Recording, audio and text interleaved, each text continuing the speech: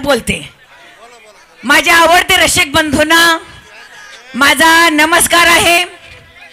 आज नारायणगाव म्हटल्यानंतर हे माझं माहेर आहे, कलेचं माहेर आहे. हे तुम्हा सर्वांना माहीत आहे.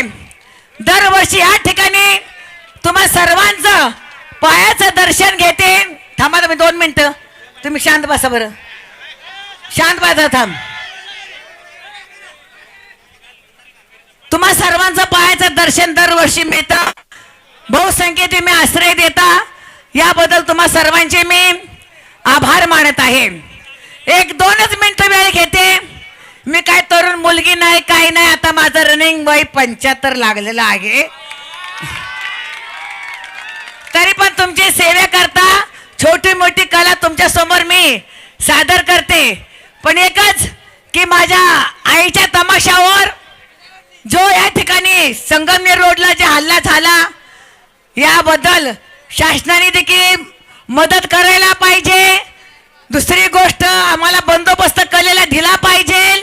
आणि माझं नारायणगाव हे सर्व त्या ठिकाणी धावून गेलं, याबद्दल संपूर्ण माझ्या नारायणगावचे मी आभार मानत आहे. आता दुसरी गोष्ट,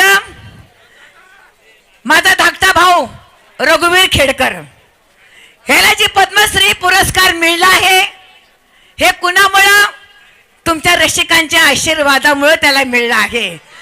आज तमाशा कलाकार तमाशा हा जे कलंक आहे, इथं तमाशा झाला, तिथं तमाशा झाला, इथं तमाशाने धिंगाणा केला, तिथं असं केलं, पण त्या तमाशाचा कलंक आज त्यांनी पुसून काढला आहे.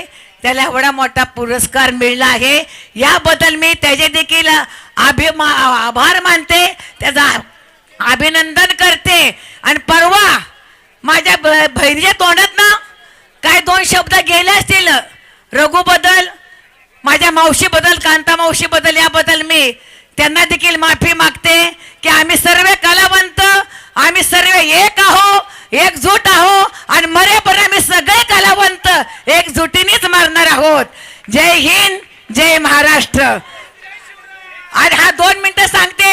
आता 3दा राष्ट्रपती पुरस्कार आमच्या खानदानीमध्ये मिळला आहे, हे सर्वांना माहिती आहे. माझे आजोबा, माझी आई आणि मी. आता नितीनला परवा 3 डिसेंबरला महाराष्ट्र सांस्कृतिक युवा पुरस्कार मिळाला आहे. हे कुणामुळं? तुमच्या रसिकामुळे मिळाला आहे.